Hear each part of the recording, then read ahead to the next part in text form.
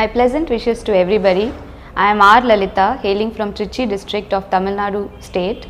In this year's UPSC Civil Services exam, I have secured 12th rank in All India level and first place in Tamil Nadu level. Today I want to share some of the strategies that might help you to score in the Civil Services exam. I have seen the website and I have come across lot of useful videos, especially how to choose the optionals.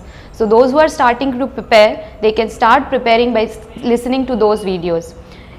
When you enter to UPSC Civil Services exam and you decide that this is your goal, first lot of us will think that it is very hard. Of course it is hard, but with hard work which is intelligently done, you can clear this exam very easily. So today I want to share some of the techniques that might help you to clear this exam easily. As you know, this exam is conducted in 3 stages. First comes the prelims exam, which is written by almost 5 lakh people from across the country. So this exam is very exhaustive and it is mainly a screening exam. So how to clear the screening exam? So basically if you see this exam, in every question you have got 4 options and you have to select the right option. So more than choosing the right option, this stage mainly consists of eliminating the wrong answers. So in this way you will be able to get a clear picture. Since UPSC has introduced negative marking, it is better to leave the completely unknown questions and mainly concentrate first on the questions which you know thoroughly, then the questions which you are having some basic guidelines. So go with those 2 type of questions and it's better to leave out the completely unknown questions. So this is the basic technique that we have to follow in the prelims exam. Other than that, how to prepare for the prelims exam? This is an exhaustive study level exam. Before preparing exhaustively, I will recommend that you study the basic books first thoroughly and then you can go for other books. So what happens is once you read the basic books thoroughly, you get the basic understanding of the subject, and when you read the other books, you will get the added information. For attending the prelims exam, before that, at least before 1 month, start writing mock tests or the mock tests, a number of tests, so that you get to know more number of answers and mainly the time management, because this is where most of us go wrong, that is the time management. So attend a lot of mock tests before going for the prelims exam. Next comes the mains level.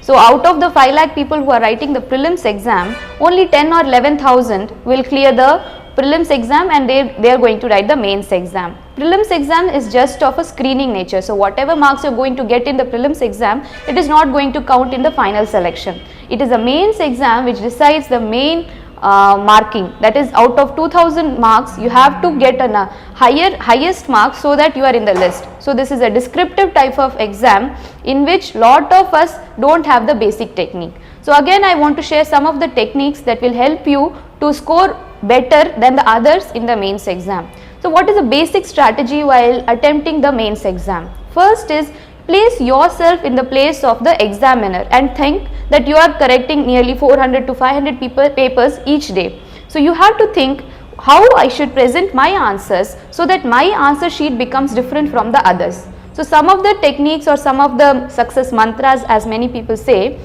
is present your answers neatly, that is presentation, the neat presentation, format, underlining, using 2 colors, writing that headlines, then the points in such a way. Second is answer to the question. Don't answer what you know about the question, answer what is asked in the question. So that is one more thing where many of us go wrong. For example, if we see the role of lot of questions are asked, role of Mahatma Gandhi in Indian struggle movement, Indian independence movement. We write whatever we know about Mahatma Gandhi, or we know whatever we know about what we write the independence struggle. Most of us don't write the role of Gandhi in the independence struggle. So what is the question? Answer accordingly. This is the second point. Third point that can make a very critical advantage, that is, it is a very big advantage, is using diagrams. So use lot of diagrams. For example, in the last year's question paper, I will tell you my experience. There was a question on partition of India.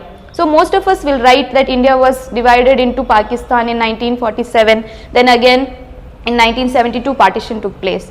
Then how I presented was how India was present before independence is a map, and then after independence how the map looked like. So this is a very small diagrammatic representation but it makes a very critical or crucial difference to your paper, and I am sure it will fetch you more marks. So use a lot of diagrams, flow charts, present your answers neatly and present to the point.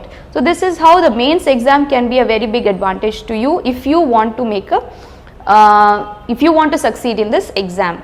Third is the interview, or the personal interview, as we call personality test.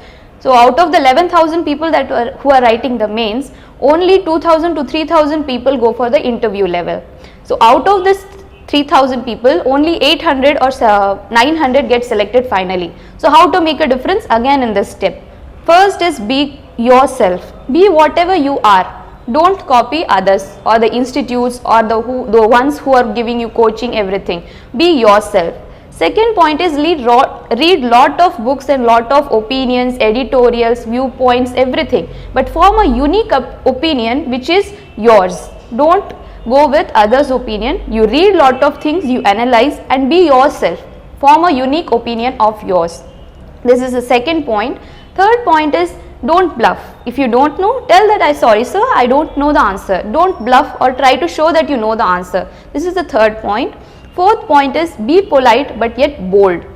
Present your answers with conviction. Have conviction in your answers. That is the fourth point. So these are some of the techniques that may help you to get a good score in the exams. Last is very general thing, that is the knowledge of English. I am not saying knowledge of English is a must, but it is an advantage to you, because as such question papers will be in English and Hindi. So it is an added advantage if you know that, if you have the knowledge of English at least, so that you can understand. And moreover, now the trend is changing in such a way that in the interview, the interviewers encourage you to speak in the English which you know. So you should be able to present your feelings in the interview board in the English you know. So somewhat try to learn English. It's not a difficult language. I'm sure anyone can learn if they have the will. Last but most important point is be calm, because that is where most of us feel tense and we commit blunders. This point is very important right from the prelim stage to the main stage to the interview stage. Every stage keeping a calm mind is very important, because once you're calm, your mind is able to synthesize the various facts that you may not have read but you might have seen somewhere else. So in that way, keep a calm mind, reach the exam hall before 10 to 15 minutes. If you are feeling somewhat tense, do 5 to 10 minutes of yoga or just meditation, close your eyes and try to keep your calm. So these are some of the techniques.